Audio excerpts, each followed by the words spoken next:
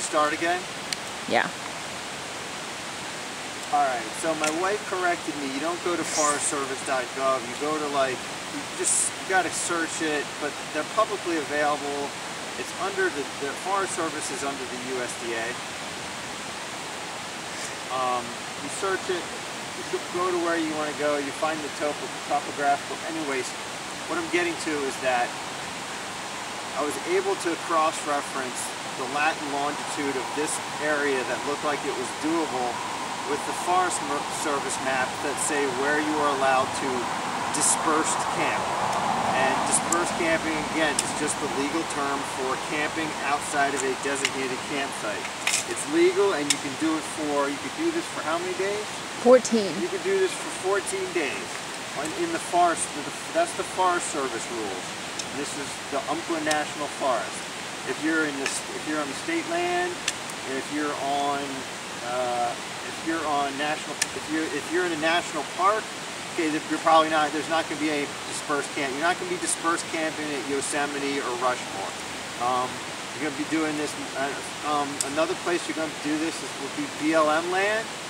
For BLM land, dispersed camping is also allowed, but probably the best thing to do, as far as my wife says, is contact the district office for the area you're going to go to and ask about dispersed camping. Another thing you can do is search the internet, but I searched the internet, we were trying to find a site on the Umpqua, couldn't find crap. Here's this site, I'll tell you where it is. Basically it's 35 miles up, it's about 42 miles up Highway 138, and then you make a right on Forest Road 4770, and it's about 20 yards into Forest Road 4770, and here's this free place to camp on the Umpqua National Forest. I think that's pretty cool. These are public lands, and so instead of being like, Amon Bundy, and like the Bundy militia, and just pulling up and claiming stuff as your own, you can do this legally and enjoy public lands. And take a minute to call your congressman, senator, or whatever, and say, to support our public lands, because if this land belonged to Weyerhaeuser or Union Pacific, there's no way. Probably the forest wouldn't even be here anymore. We wouldn't be allowed to camp. So you know what? Support your public lands, because also we're paying for this. As far as if you're paying taxes, and so enjoy it, and let's just try to at least preserve what we have. Moving on to the next thing, which was important at a site like this, if you notice the camper, it's not perfectly level at this site. It's something you might experience at dispersed camping locations. Let's just get right to it. So the camper you can see the spots kind of like this. The camper is my hand, kind of like this. And I needed to go first side to side, needed to get sideways that way. And then I need to go front ways. I'm a little shaky, it's still the morning. Almost got to it got to 33 degrees last night. It's January, it's like June 21st, 22nd. 19? It's like June 21st, 2016, and it got down. We're not even above, we're at 1,000 feet, and it got down to 34 degrees last night, which added some drama. Tested out the batteries. Batteries are a great thing. Get to know your batteries. Get a multimeter. Leveling the camper.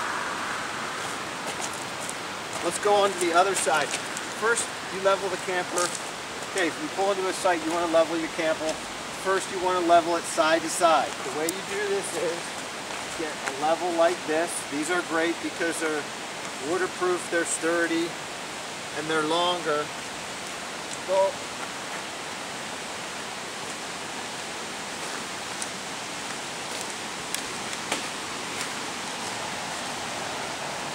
for leveling side to side, that's the first level you do. You're going to put it like this in the camper. Put it like this in the camper. And you're going to read this bubble. And you want the bubble, as it's in the camper, you want it to level up in the middle. So what I noticed I needed to do was that this thing, at first, before I put these blocks down there and rolled the camper up on it, it was about 2 inches, I don't know, even maybe 3 inches too low. And this is, I think, a good example of leveling, because this is about as much as you'd want to, as I'd feel comfortable leveling this.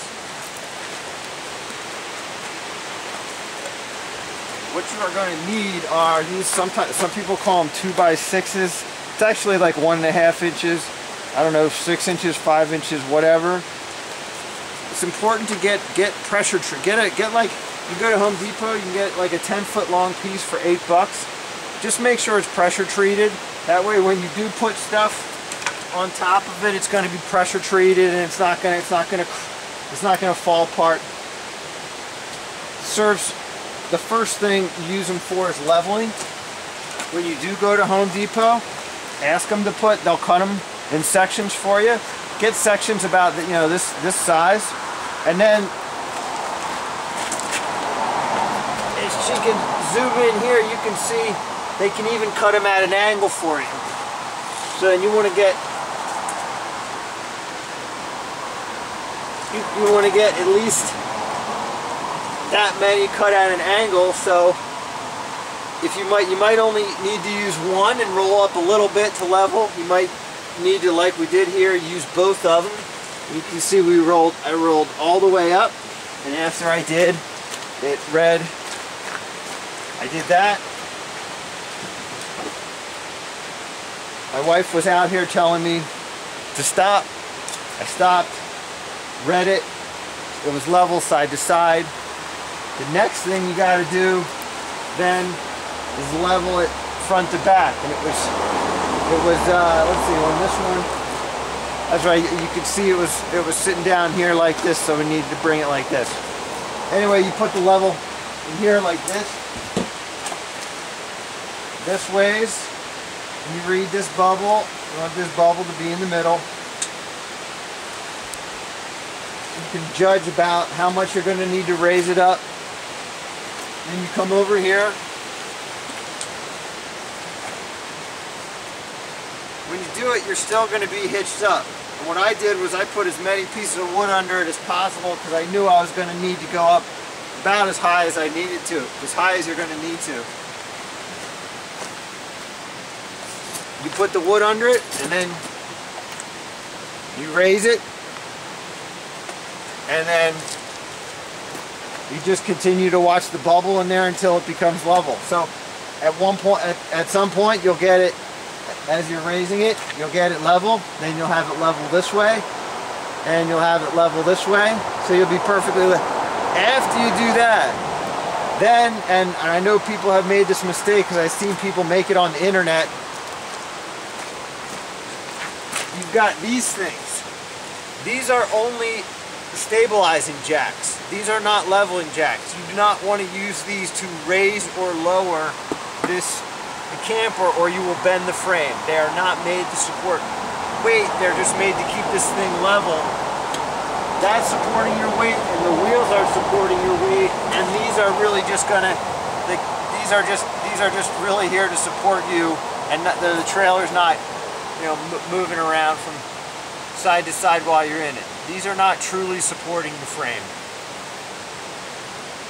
Anyway, these are normally up, but after you've leveled it, another use for it, you get some more of these pieces of wood that you have, one for under each one. You lower these until it's not, you don't want to hear creaking, just kind of snug. You go around to each one. Here I use 2 blocks. You can use as many blocks as you want to underneath, because then you won't have to turn your thing as much. If you have a really nice and fancy RV, you just press the level button and it does the whole thing for you. Although, you know what? I mean, if you do that and it's just a hydraulic rod, I think you'd go straight into the mud here.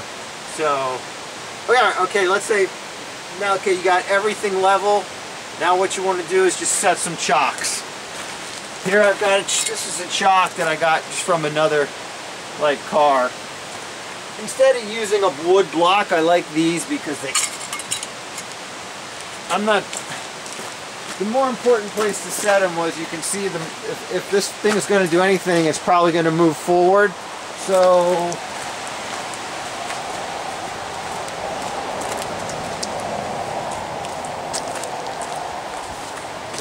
under each one of these tires, I put one of these shocks. So I know it's not going to go anywhere. So I covered two things there. Boondocking or dispersed camping in the Umpqua National Forest, where there weren't really very many sites to do that, and leveling a travel trailer, which I had to research because nobody tells you how to do it. Thanks for watching the video, and if you go camping, I hope this helps you, a little bit.